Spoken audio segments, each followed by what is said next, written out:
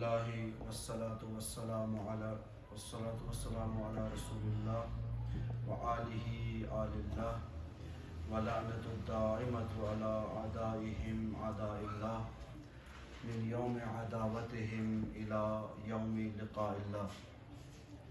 اما بعد، قال جعفر الصادق علیہ الصلاۃ والسلام: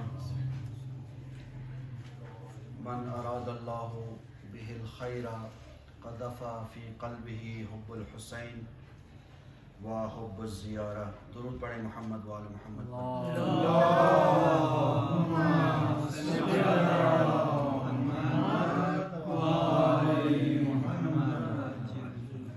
مومنین کرام، آپ کی خدمت میں ایک موضوع عرض ہو رہا ہے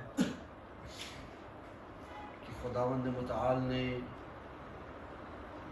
بیش بہا نعمتیں ہمیں عطا فرمائی ہیں، اور ان عظیم نعمتوں میں سے ایک عظیم نعمت دین اسلام کی محبت و ائمہ اطہار کی محبت و بالخصوص سید الشہداء کی محبت ہے۔ اس روایت کے اندر امام فرماتے ہیں کہ جب خداوند متعال کسی انسان کے ساتھ نیکی کا ارادہ کرے، خیر کا ارادہ کرے، بھلائی کا ارادہ کرے، تو اس کے دل میں سید الشہداء کی محبت ڈال دیتا ہے اور زیارت سید الشہداء کی محبت اس کے دل میں ڈال دیتا ہے۔ اور اسی طرح سے جب خداوند متعال کسی سے ناگواری کا اظہار کرنا چاہیں تو اس کے دل میں بغض حسین ڈال دیتا ہے، وہ اس کے دل میں بغض زیارت حسین ڈال دیتا ہے۔ یہ کلی ایک فارمولہ ہے، اس معیار پہ آپ ہر فرد کو، ہر کسی کو پہچان سکتے ہیں کہ کس کے ساتھ خداوند متعال نے بھلائی کی ہے، خیر کا ارادہ کیا ہے، اور کس کے ساتھ ناگواری کا اظہار فرمایا ہے۔ لیکن مومنین کرام، عرض ہوا کہ یہ خداوند متعال کی نعمت کسی خاص ہدف اور کسی خاص مقصد کے لیے ہے۔ جس طرح خداوند متعال نے یہ پوری کائنات بے مقصد خلق نہیں کی، اس کائنات کی ہر چیز کسی خاص ہدف اور مقصد کے خاطر خلق کی ہے، تو اسی طرح یہ نعمتیں جو ہمارے شامل حال ہیں، ان نعمتوں کا بھی کوئی خاص ہدف اور مقصد ہے، اور ان مقاصد میں سے ایک مقصد حب حسین کا ہمارے دلوں میں ڈالنے کا ایک مقصد معرفت حسین ہے، معرفت راہ حسین ہے، وہ معرفت قیام سید الشہداء ہے۔ لہٰذا ہر سال ہم مجالس برپا کریں، مصائب سید الشہداء کا تذکرہ کریں، اور کتنی بدقسمتی ہے کہ ہم مقصد سید الشہداء کی طرف قدم نہ بڑھائیں، کتنی کوتاہی ہے کہ ہم اس سید الشہداء کے قیام کو سمجھ کر اپنی عملی زندگی کے لیے کوئی قانون لے لیں، کوئی ضابطہ لے لیں، کوئی اصول لے لیں۔ سید الشہداء کا مقصد یہی تھا کہ میں اپنی قربانی کے ذریعے آئندہ آنے والی نسلوں کو زندگی گزارنے کا ایک ضابطہ بتاؤں، اور اسی ضابطے کی طرف سید الشہداء کے اس عمل کی طرف تمام ائمہ اطہار نے بھی توجہ دلائی۔ حتیٰ رسول خدا سے منسوب کئی روایات ہیں، بہت ساری روایات ہیں کہ جس میں ہماری توجہ، اس امت مسلمہ کی توجہ اس قیام کی طرف مبذول کرائی گئی ہے۔ مومنین کرام، یہ قیام ہماری ہدایت کے لیے ایک مرکزی حیثیت رکھتا ہے، لہٰذا اس قیام کی طرف ہم نے معرفت کی نگاہ کرنی ہے۔ فقط ایک محب کی طرح، ایک چاہنے والے کی طرح کہ جس کے ذہن میں، جس کے دل میں کوئی معرفت نہیں ہے، یہ کافی نہیں ہے۔ تو جب ہم اس معرفت کی طرف، اس عظیم قیام کی، اس عظیم قربانی کی معرفت کی طرف و شناخت کی طرف آگے بڑھتے ہیں، تو پھر خود سید الشہداء نے بھی اپنے اس قیام کو اپنے مختلف فرامین کے ذریعے، خطبات کے ذریعے کتابوں میں موجود ہے۔ اگر ہمیں فرصت ہو، ہم ٹائم نکالیں تو کتابوں میں سب کچھ موجود ہے، تمام مراحل اس قیام کے سید الشہداء کے فرامین کی صورت میں کتابوں میں موجود ہے۔ انشاءاللہ آج ایک یا دو فرمان آپ کی خدمت میں عرض کروں گا۔ سید الشہداء کل عرض کیا تھا، سید الشہداء نے فرمایا کہ میرا عمل تمہارے لیے ایک رول ماڈل ہے، ایک نمونہ ہے، میں ایک نمونہ سیٹ کر کے جا رہا ہوں، اس نمونے کو دیکھ کر تم نے اپنے زمانے کی زندگی گزارنی ہے۔ جس روش پہ میں یہ عمل انجام دے رہا ہوں وہی عمل تو نے بھی انجام دینا ہے۔ جس سے میری دوستی ہے اس سے تمہاری دوستی ہے، جس سے مجھے نفرت ہے اس سے تمہیں نفرت ہے۔ جس مقصد کے لیے میں یہ قیام عمل میں لا رہا ہوں اسی ہدف اور مقصد کے لیے تو نے بھی وہ قیام عمل میں لانا ہے۔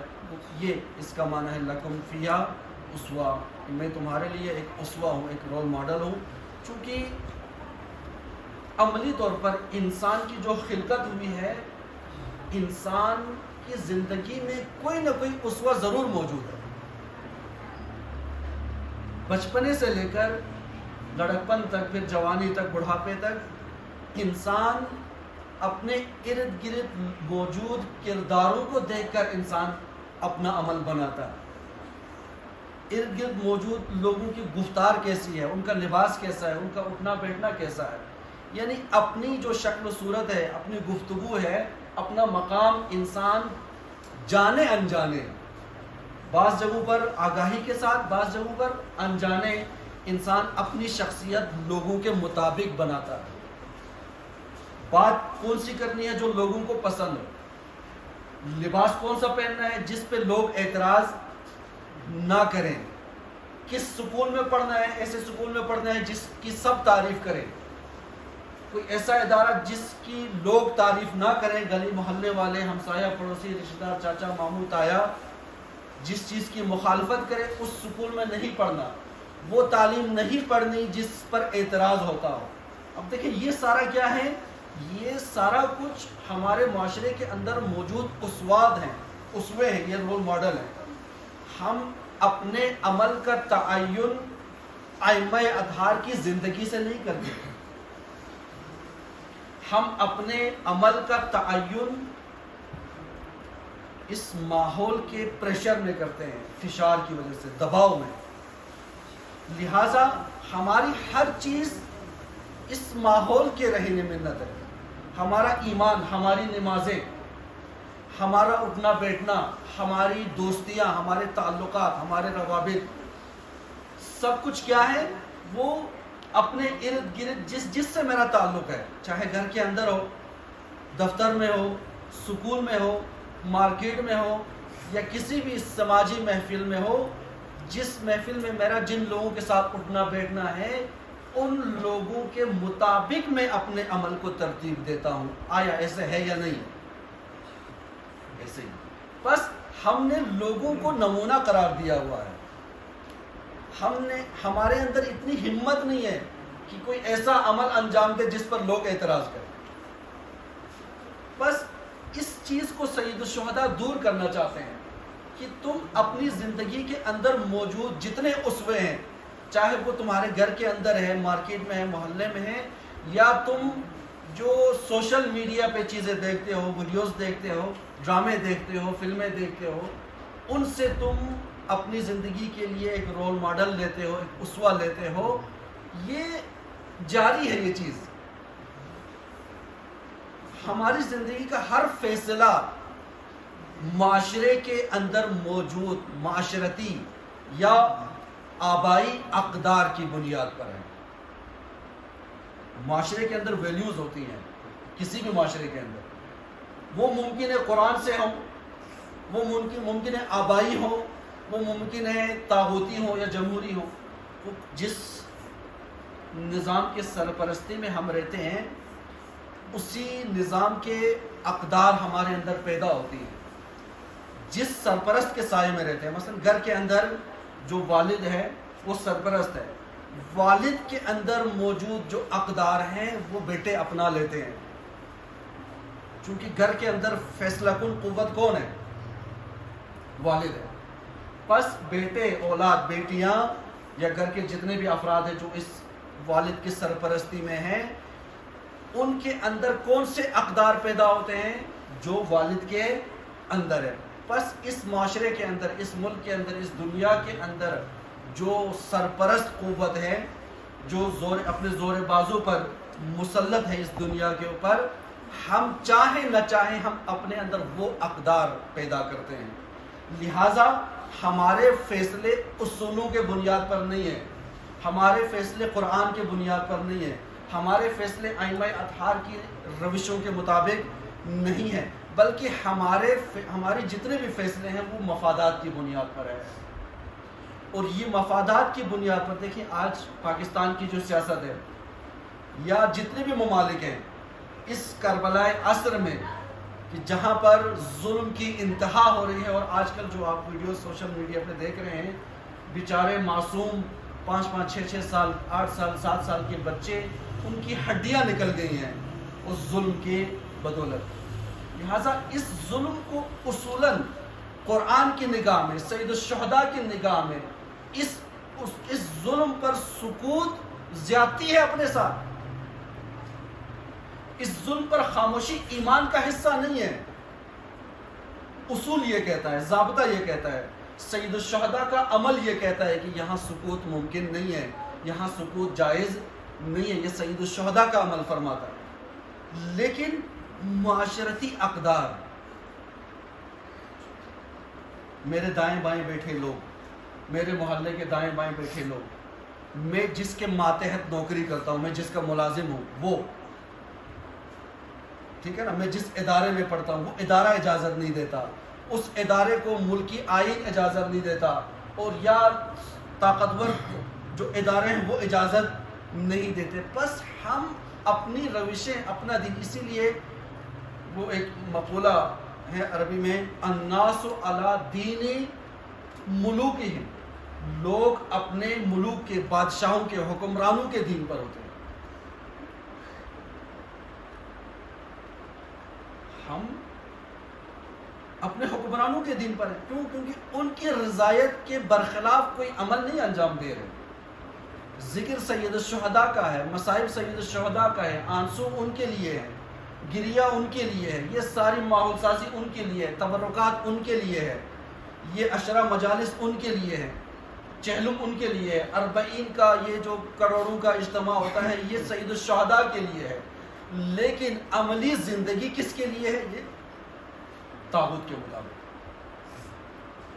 زمانے کے موجودہ نظام کے مطابق.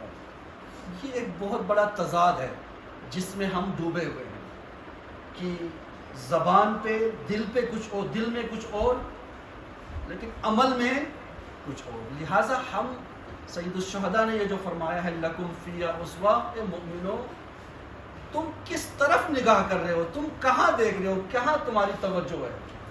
ان تمام اطراف سے توجہ ہٹاؤ، آ کر میری طرف توجہ کرو. میں جو تمہارے لیے ایک اصول ترتیب دے کے جا رہا ہوں، سیٹ کر کے جا رہا ہوں، اس اصول پر آؤ. سید الشہداء نے اپنے سفر کے دوران، کربلا کی جانب سفر کے دوران، ایک فرمان بھی ان کا ہے جو وہاں پر موجود اصحاب سے خطاب کرتے ہوئے سید الشہداء نے فرمایا اسی کربلا کے قیام کے دوران. اور سید الشہداء نقل فرما رہے ہیں اور ساتھ اصحاب کو یہ بتا رہے ہیں کہ یہ رسول خدا کا فرمان. سید الشہداء بیان فرما رہے ہیں، بیان فرماتے ہوئے یہ بتا رہے ہیں کہ یہ میرا فرمان نہیں ہے بلکہ یہ رسول خدا کا فرمان ہے. کیا فرماتے ہیں ان اصحاب سے، یعنی ہم سے، یہ گفتگو ہم سے ہو رہی ہے کہ بھائی ہم نے کیا کیا ہوا ہے. فرماتے ہیں من رعا سلطانا جائرا مستحلا لحرم اللہ، کوئی بھی شخص، کوئی فرد دیکھے ایسے ظالم اور جابر حکمران کو کہ جو حرام خدا کو حلال کر رہا ہو،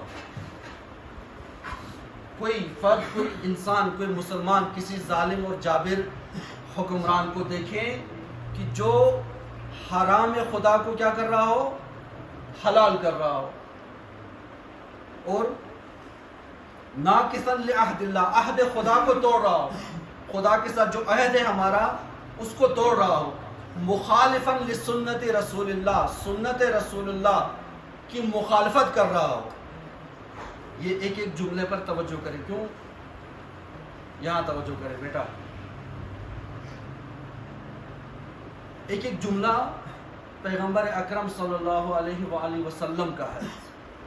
کیا فرماتے ہیں؟ من رعا سلطانا جائرا، ظالم و جابر سلطان کو دیکھے جو حرام خدا کو، جن چیزوں کو خداوند متعال نے حرام قرار دیا ہے، وہ حاکم حکمران اپنے ماتحت ملک کے اندر، اپنے اس نظام کے اندر اس حرام خدا کو حلال کر رہا ہو اور عہد خدا کو توڑ رہا ہو اور رسول خدا کی سنت کو توڑ رہا ہو، اس کی مخالفت کر رہا ہو، یعمل فی عباد اللہ بالاثم والعدوان، لوگوں کے درمیان تجاوز کر رہا ہو اور گناہ کے ساتھ ان کے ساتھ برتاؤ کر رہا ہو، اور اللہ کے بندوں پر گناہ اور ظلم سے حکومت کرتا ہو، فلم یغیر علیہ بفعل ولا قول، جب اس طرح کا کوئی ظالم و جابر حکمران ہو جس کے اندر یہ خصوصیات ہوں اور وہ اس کے خلاف قول اور فعل سے قیام نہ کرے،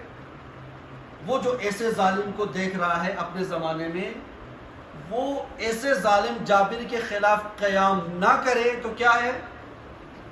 تو اللہ کا حق ہے کہ اسے ظالم کے ساتھ جہنم میں داخل کر دے۔ اسی جس ظالم کے ظلم پر خاموش ہے، جس ٹرمپ کے ظلم پر خاموش ہے، جس نیتن یاہو کے ظلم پر خاموش ہیں، اور جن ان کے اعلی کاروں کے ظلم پر جو خاموش ہیں، ان کا انجام رسول خدا کے مطابق یہی ہے کہ اسی ٹرمپ کے ساتھ جہنم میں جلیں گے، اسی نیتن یاہو کے ساتھ اس جہنم میں جلیں گے، یہ رسول خدا کا فرمانا ہے۔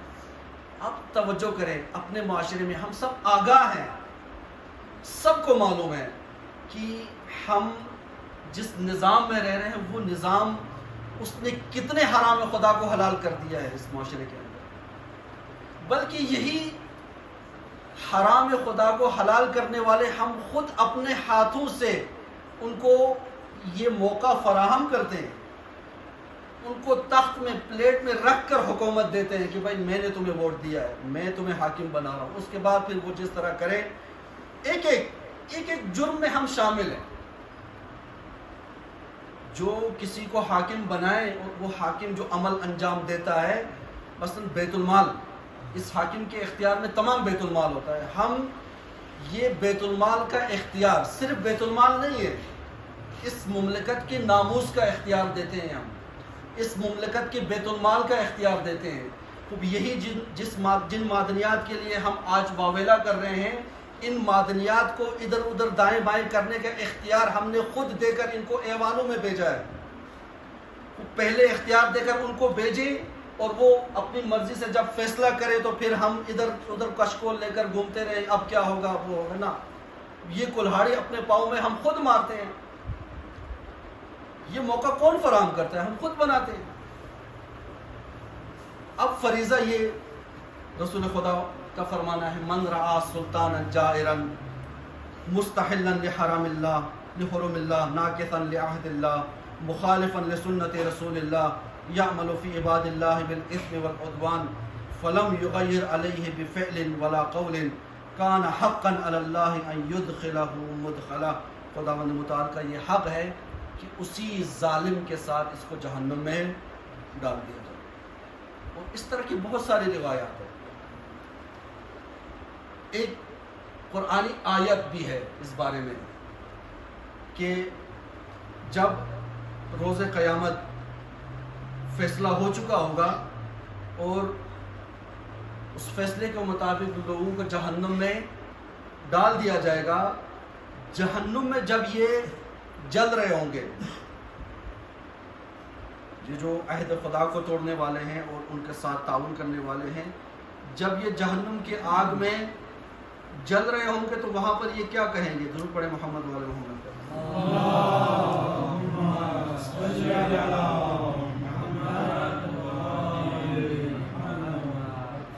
بارہ دیگر صلوات۔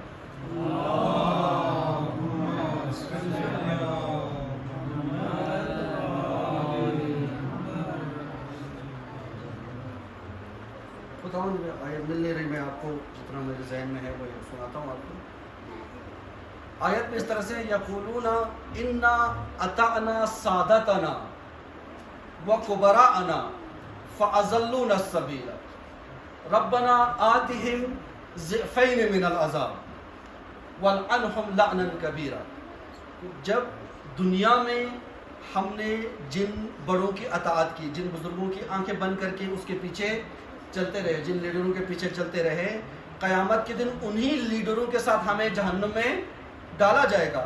اور قرآن کے یہ جملے ہیں کہ جس طرح سے سیخ کو پکایا جاتا ہے، ایک طرف پلٹایا جاتا ہے، یہ پک جائے تو دوسری طرف پلٹایا جاتا ہے، اس طرح جب جہنم میں وہ گمراہ کرنے والے اور گمراہ ہونے والے، گمراہ کرنے والے اور گمراہ ہونے والے، تو ہمارے ذہنوں میں ہے کہ گمراہ کرنا تو جرم ہے لیکن گمراہ ہونا جرم نہیں ہے۔ یہ ہمارے ذہنوں میں یہ تاثر موجود ہے، یہ فکر موجود ہے۔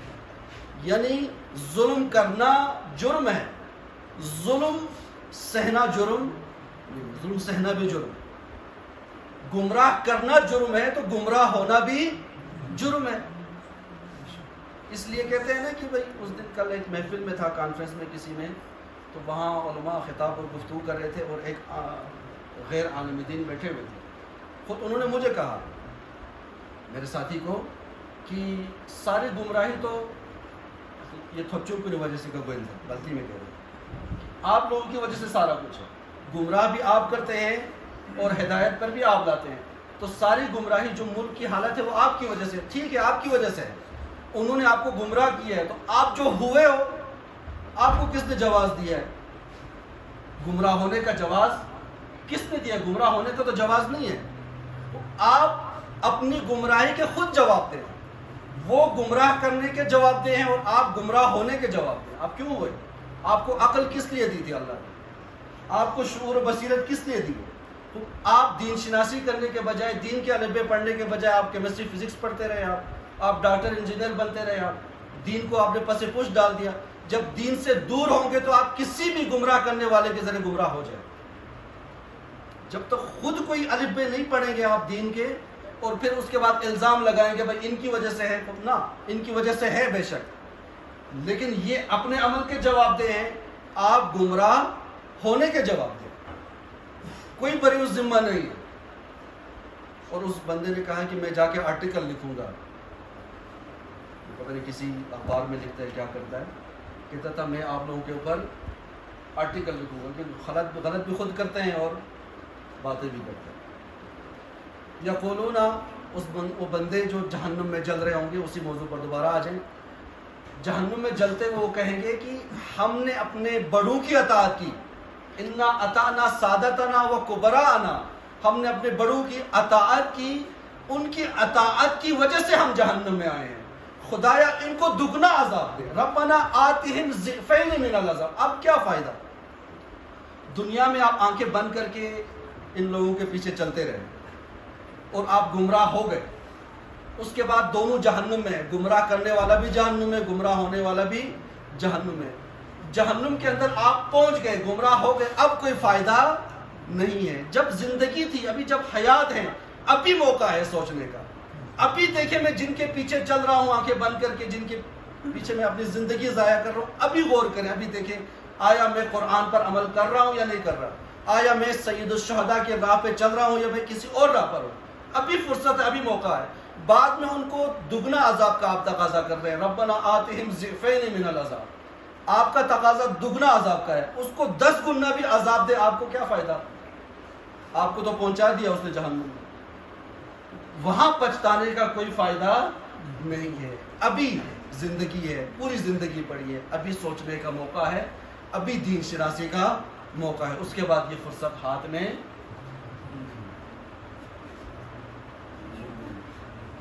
امام امام دنیا بنانے کے لیے آئے ہیں. امام حسین دنیا بنانے کے لیے آئے ہیں. ہم دنیا بنائیں گے تو پھر آخرت ہماری بنے گی. یہ قرآن کا ضابطہ ہے. ہم دنیا میں لا تعلق رہیں, دنیا میں جیسے تیسے چند نمازیں اور حج اور یہ عبادات کر کے اپنے جنت کنفرم کر کے چلے جائیں نا, اتنی آسان جنت نہیں ہے. ہم دنیا میں اپنی زندگی بنائیں گے قرآن کے مطابق تو پھر ہماری آخرت بنے گی. کیوں؟ کیونکہ قرآن کا ضابطہ کیا ہے؟ الدنیا مزرعۃ الآخرہ. یہ دنیا آخرت کی کھیتی ہے. بس اس کھیت میں کام کریں, آپ اس کھیت کو, اس فصل کو بچائیں, اس کے اوپر جتنی محنت ہو. دیکھیں آپ کسانوں کو دیکھیں, آپ کا تجربہ بھی ہے آپ کی زندگی میں کہ آپ کتنی محنت کرتے ہیں. ایک فصل کو, بیج کو بونے سے پہلے زمین کو تیار کرنا اور اس زمین کے اوپر ہل چلانا. ہل چلا کے اس کو پہلے تو نرم کرتے ہیں پانی سے, اس کے بعد ہل چلاتے ہیں, پھر بیج آپ ڈالتے ہیں, اس کے بعد اس کو, اس کی کیاریاں بناتے ہیں, اس کے بعد وہ جب اگنے لگے تو اس کو پانی دیتے ہیں ہفتے میں ایک دفعہ, 2 دفعہ یا ہفتے میں ایک دفعہ, جس طرح ہے. 3 4 مہینے محنت کرنے کے بعد اس کو پرندوں سے بچانا, اس کو جانوروں سے بچانا, اس کو بیماریوں سے بچانا, پودوں کی اتنی ساری محنت کے بعد پھر جا کے آپ فصل کاٹتے ہیں. یہ دنیا کھیتی ہے آخرت کی. اس دنیا کو بنائیں گے, فصل کو محفوظ کریں گے تو اس کا نتیجہ بہترین آئے گا. آپ فصل کو بگاڑ دیں, جانور بھی آگے کھائیں, ہر زمانے کا تابوت جو جس کو جی میں آئے آ کے ہماری فصلیں خراب کرے, ہمارا معاشرہ خراب کرے, ہندی تہذیب آئے خراب کرے, امریکن تہذیب آئے خراب کرے, سیاح آئے خراب کرے, ہر طرح کا سیاح جس طرح کا لباس پہنے آئے ہماری کھیتی کو بگاڑے, ہمارے جوانوں کو بگاڑے, ہمارا ماحول خراب کر کے جائیں. ان کو تو موقع دے کے رکھیں. اس کے بعد یہ بگڑی ہوئی کھیتی کا نتیجہ کیا ہوگا؟ جس کھیت کو ہم نے کھلا چھوڑ دیا ہے کہ جو جس طرح آئے مرضی ہے آتے رہے, جس طرح کا لباس پہنے مرضی ہے پہنے, اور جس طرح کے ناقابل بیان ہے, ممبروں سے بیان نہیں ہو سکتا, ان کو تو ہم نے اپنے حال پہ چھوڑا ہوا ہے. اور کیا کرتے ہیں؟ مطالبات کرتے ہیں. ہم نے 1-2 جگہ مثلا اگر آپ پوچھیں کسی سے کہ بھائی آپ نے اس ماحول کو جو بگاڑا جا رہا ہے خاص منصوبے کے تحت, یہاں اخلاقی مسائل اور فرع مسائل پیدا کیے جا رہے ہیں, ہماری کھیتی کو خراب کیا جا رہا ہے, پوچھیں تو وہ کہیں گے کہ ہم نے 3-4 جگہ بینر لگائے ہیں اور ہم نے بتا دیا ہے, بس بینر لگانا تو یہی ذمہ داری تھی. تو آپ اپنے کھیت میں بھی بینر لگائیں نا, دیواریں کھلی چھوڑ دیں, کھیت پہ بینر لگائیں کہ بھئی یہ میری فصل ہے, کوئی گائے ادھر نہ آئے, کوئی بکری نہ آئے, سب کو بینر لگا کے رکھیں. وہ تو ادھر تو یہ کام نہیں کرتے ہیں, بینر لگانے پہ اکتفا نہیں کرتے ہیں. آپ اتریں, آپ اقدام کریں, آپ دیواریں تعمیر کریں. یہ آپ کا معاشرہ ہے, آپ کی کھیتی ہے. آخری جو نتیجہ بھگتنا ہے وہ ہمیں بھگتنا ہے. الدنیا مزرعۃ الآخرہ. اس مزرعہ کو بنائیں گے تو پھر آخرت میں وہ محلات, وہ حوریں, وہ نہریں, وہ سب کچھ اس صورت میں ہے.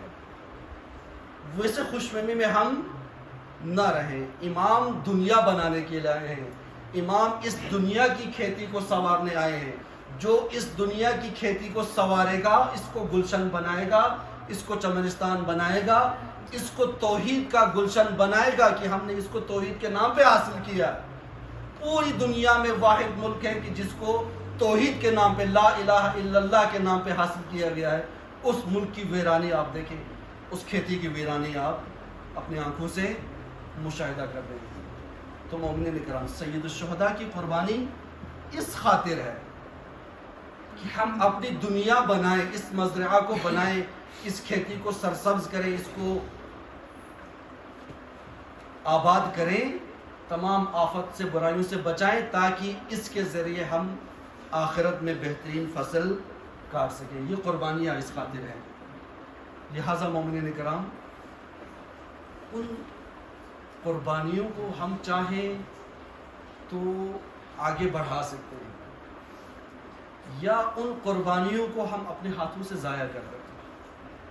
سید الشہداء کی اس عظیم قربانی کو ہم پس پش ڈال رہے ہیں. ان عظیم کرداروں پہ ذرا توجہ کریں کہ جنہوں نے نہ اپنے بچپنے کا خیال کیا، نہ اپنے بڑھاپے کا خیال کیا، نہ اپنی جوانی کا خیال کیا. سید الشہداء یہ تو کہہ سکتے تھے نا کہ میں نے علی اکبر کو زندہ رکھنا ہے، کہ اس کو بڑا عالم دین بننا ہے، کہہ سکتے تھے. اس کو انجینئر بننا ہے، ڈاکٹر بننا ہے، کہہ سکتے تھے. لیکن انہوں نے یہ خیال نہ کیا. انہوں نے کہا جب دین کو ضرورت ہے تو بس میں نے راہ خدا میں دے دیا ہے. کربلا کے عظیم کرداروں میں سے ایک عظیم کردار جناب ثانیہ زہرا سلام اللہ علیہ، جناب زینب سلام اللہ علیہ.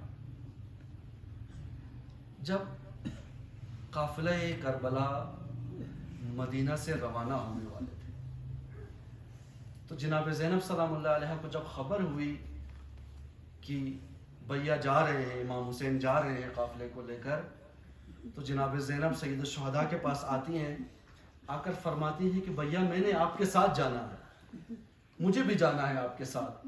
تو سید الشہداء فرماتے ہیں کہ بہنا میں ضرور آپ کو لے کر جاؤں گا، لیکن آپ پہلے اجازت لے لیں، اپنے زوج سے، اپنے شوہر سے اجازت لے لیں، عبداللہ ابن جعفر سے اجازت لیں. آپ اگر وہ اجازت دیتے ہیں تو پھر میں آپ کو ساتھ لے کر جاؤں گا.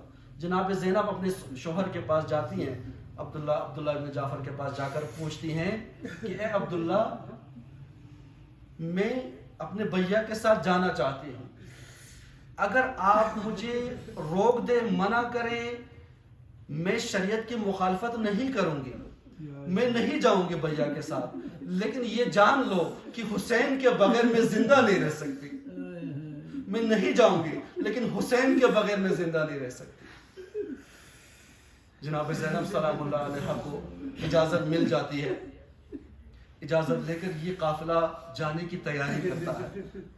مدینے میں ایک انجان بندہ آیا ہے، وہ دیکھتا ہے کہ ایک قافلہ تیار ہو رہا ہے. قافلے کی تیاری کے دوران دو باپردہ سر تا پا پردے میں اندر گم دو خواتین اندر سے نکل آتی ہیں، اور جو ہی وہ خواتین نکلتی ہیں باہر موجود سب کی گردنیں جھک جاتی ہیں. گردنیں جھک جاتی ہیں. اتنے میں دو چاند سے چہرے دو جوان باہر نکل کے آتے ہیں، آ کر ان بیبیوں کو سوار کرتے ہیں. وہ دیکھنے والا اتنی عزت و احترام دیکھ کر وہ پوچھنے پہ مجبور ہو جاتا ہے کہ یہ کیسا قافلہ ہے، یہ کہاں کی تیاری ہے، یہ خواتین کون تھی جن کا اتنا احترام ہے کہ جو ہی وہ باہر نکلتی ہیں لوگوں کی گردنیں جھک جاتی ہیں. وہ پوچھنے والا کسی سے پوچھتا ہے، بتانے والا بتاتا ہے کہ یہ زینب و ام کلثوم ہے کہ جس کا اتنا احترام ہو رہا ہے. مومنین کرام، مدینے کے بازار میں جن کا اتنا احترام ہو رہا ہے، کوفے کے بازار میں برہنہ سر یہ بیویاں پہنچی ہیں. دربار شام میں برہنہ سر یہ محترم بیویاں پہنچی ہیں. جناب زینب جو فرماتی ہیں کہ میں حسین کے بغیر زندہ نہیں رہ سکتی. شب عاشور جب سید الشہداء امام زین العابدین علیہ السلام کو وصیت فرما رہے تھے، کچھ ہدایات فرما رہے تھے، اس دوران جناب زینب کو کی وہ باتیں سن رہی تھی. جناب زینب سلام اللہ علیہ کو پتہ چل جاتا ہے کہ کل بھیا شہید ہو جائیں گے. یہ شہادت کی خبر سن کر جناب زینب سلام اللہ علیہ فریاد کرتی ہیں اور غش کھا کے بے ہوش ہو جاتی ہیں. سید الشہداء ان کو ہوش میں لاتے ہیں، لا کر کچھ نصیحتیں فرماتے ہیں کہ بہنا، کل تو میں موجود نہیں ہوں گا، کل اس قافلے کو کون سنبھالے گا، کل عصر تک میری شہادت ہو جائے گی، کل علمدار شہید ہو جائیں گے، جناب علی اکبر شہید ہو جائیں گے، پھر اس قافلے کو کون سنبھالے گا. یہ جملے تھے سید الشہداء کے.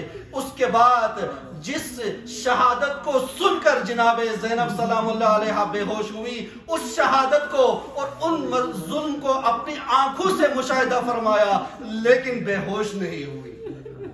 اتنی ہمت ان کے اندر آئی، وہ تمام مظالم اپنی آنکھوں سے دیکھتی رہی، لیکن جناب زینب سلام اللہ علیہ بے ہوش نہیں ہوئی. شام غریبہ جب اشقیاء نے اپنے ظلم کا اختتام کیا تو جناب زینب سلام اللہ علیہ آتی ہیں جناب سجاد علیہ السلام کے پاس، آ کر فرماتی ہیں کہ بیٹا سجاد، ان لعینوں سے اگر ممکن ہے تو ان سے اجازت لے لیں کہ ہم اپنے لاشوں سے ذرا ودا ہو لیں، ممکن ہے ہم دوبارہ یہاں نہ آ سکیں۔ جناب سجاد ان لائنوں سے اجازت لے کر دیتے ہیں، اجازت مل جاتی ہے۔ جو ہی اجازت ملتی ہے یہ بیویاں لاشوں کے اوپر ٹوٹ پڑتی ہیں، کوئی ماں اپنے بیٹے کے لاشے پر، کوئی خاتون اپنے شوہر کے لاشے پر، اور تمام یہ خواتین اپنے لاشوں پر پہنچ جاتی ہیں۔ ایک یتیمہ سر کٹے لاشے پر پہنچتی ہے، پہنچ کر بہن کرتی ہے کہ بابا آپ کے بعد مجھے تماچے مارے گئے، بابا آپ کے بعد میرا مقلا چھینا گیا، بابا آپ کے بعد میرے کان چھینے گئے۔ وہ راوی بیان کرتا ہے کہ یہ منظر قیامت کا منظر تھا۔ وہ راوی کہتا ہے مجھے لگ رہا تھا کہ زمین و آسمان رو رہی ہے، مجھے لگ رہا تھا کہ یہ گھوڑے بھی رو رہے ہیں، یہ حیوان بھی رو رہے ہیں۔ اور پھر جو قیامت کا منظر آگے بیان ہونے والا ہے، مومنین اکرام توجہ فرمائیں، ایک خاتون ایک لاشے کے ٹکڑے اٹھا کر اپنے ہاتھوں پر اٹھا کر فرماتی ہے اللہم تقبل منا ھذا القربان، خدایا مجھ زینب کی یہ قربانی قبول فرما۔ اللہ لعنت اللہ علی القوم الظالمین وسیعلم الذین ظلموا ای منقلب ینقلبون۔ ماتم حسین